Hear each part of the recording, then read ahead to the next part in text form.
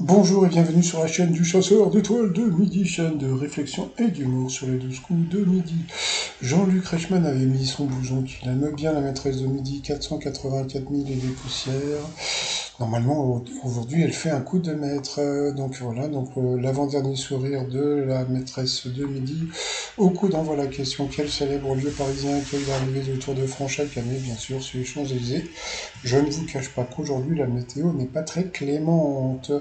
Ensuite, vous aviez Marie de Vienne en Isère, sublime, elle sublime ses cheveux. Alors, pendant les vacances, y a-t-il plus ou moins de 40% des Français qui donnent la priorité aux balades? Eh bien, c'était moi.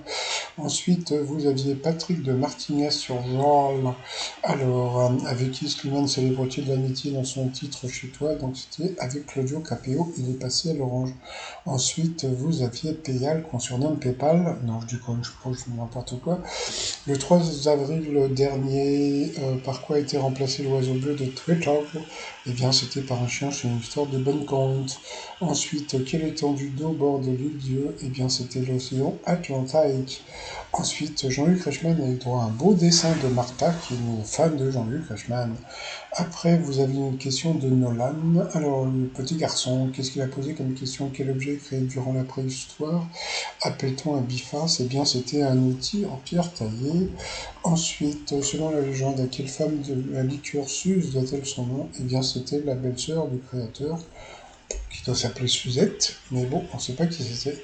Donc, sur cette mauvaise réponse, eh bien, le Patrick, il est passé au rouge, qui est du rouge du duel.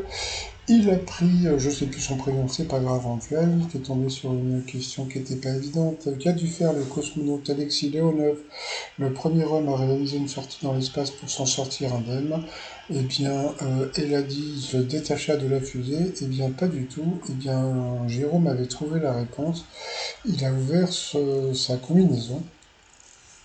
Donc, bien sûr, alors, en plus, bon, comme je dis toujours, il faudrait vraiment qu'ils viennent dans le jeu, hein. Bon, le fric, on s'en fout, hein. Comme je dis toujours, c'est le fric de TF1, mais au moins pour la beauté du jeu. Puis en plus, ça serait super de le voir face à Xavier quand il y aurait des combats des maîtres. Mais bon. Donc ensuite, Patrick, Céline et Pépal se sont retrouvés au coup par coup alors qu'ils désirent contre des fruits rouges parmi ces ingrédients. La mauvaise réponse était le fenêtre. Moi, j'aurais, comme tout le monde, j'aurais dit la pêche, mais pas c'était la mauvaise réponse. Mais il y a un coulis, donc moi je savais pas qu'il y avait du coulis.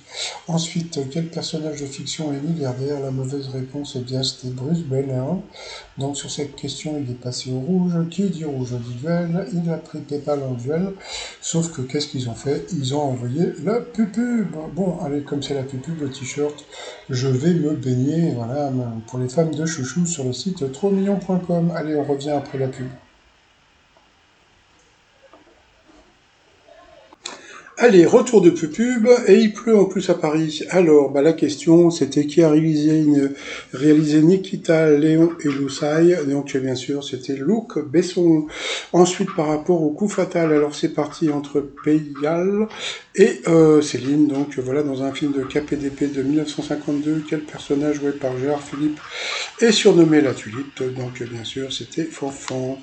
Pour la candidate, quelle station balnéaire de Floride doit son nom à sa baie en forme de bouche de souris?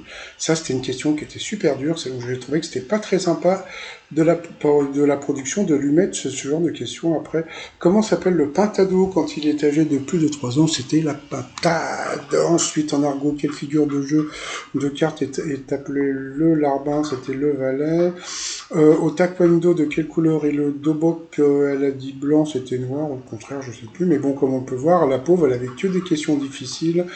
Le symbole de la pile, bon, c'était une pile, hein, c'était pour la batterie. Ensuite, qu'est-ce que l'œil de Sainte-Lucie, la maîtresse de midi, ne savait pas? Je pense, un coquillage, je crois. Selon le proverbe, le mieux est l'ennemi du bien, c'est-à-dire que, bon, vous voyez, comme elle s'est plantée, tout de suite après, elle a une question facile par rapport à la candidate. Non. Mais attention, hein, quand je dis ça, c'est tous les maîtres de midi, c'est pas parce que c'est Céline, hein, voilà, quand vous êtes maître de midi, c'est comme ça. Qui a composé le voyage d'hiver? Voilà, encore une question super dure pour la candidate, tu m'étonnes qu'elle trouve pas. Je crois que c'était Schubert. De quel continent la fédération de football nommée UEFA était responsable? L'Europe. Qui incarne Pierrot aux côtés de Gérard Depardieu dans Les Valseuses? Encore une question facile pour la maîtresse de midi. Voilà, c'était... tiens, j'ai fait une vidéo sur sa fille il n'y a pas longtemps, c'était Devers. Ensuite, quelle plante bulbeuse désigne familièrement un corps au pied? C'était l'oignon. Nonas, aussitôt le colibri, c'était la mouche.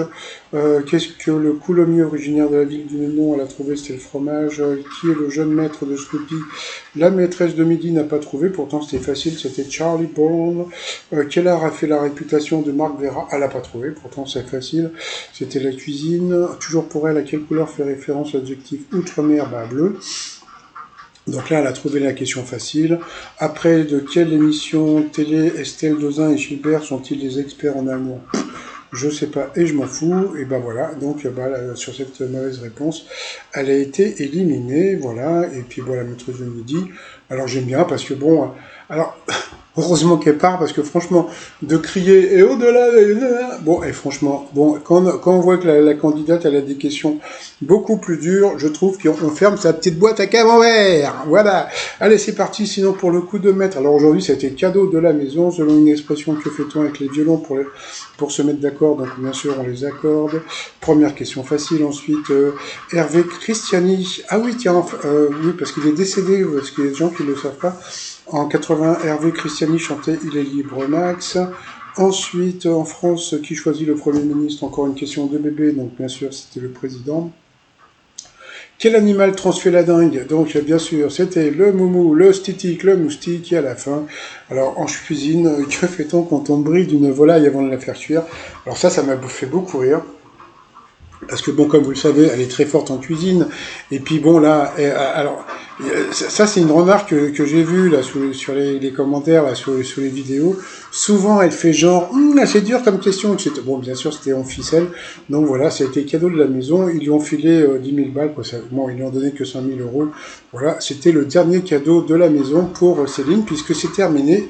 Elle ne va plus toucher de tutune. Voilà, donc elle va quitter le jeu avec 489 495 euros. Alors bon, faut-il téléphoner demain ou après-demain? Parce que bon, j'imagine que demain elle va être éliminée, bien sûr, mais j'imagine que Jean-Luc Reichmann va nous faire le coup.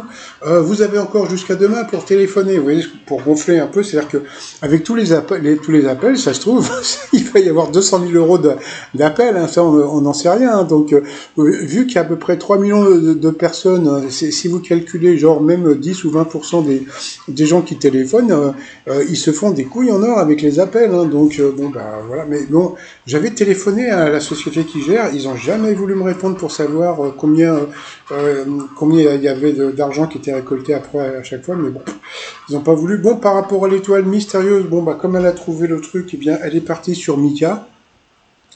Tu m'étonnes avec le drapeau libanais, voilà quoi. Donc, mais bon, comme vous le savez, ce n'est pas Mika, c'est Kenji Chirac. Donc voilà, donc c'était l'avant-dernier jour, mais bon, c'était le dernier jour où elle touchait des gains, puisque c'est fini. Donc voilà, demain elle va venir, et puis elle va revenir après-demain. Donc demain c'est dimanche, elle va venir, c'est lundi, pardon, donc elle va venir, elle va perdre, et lundi, elle vient venir chercher son chachak. Allez, je vous souhaite une bonne journée, je vous dis à demain, portez-vous bien, et surtout, portez-vous, allez, bye bye.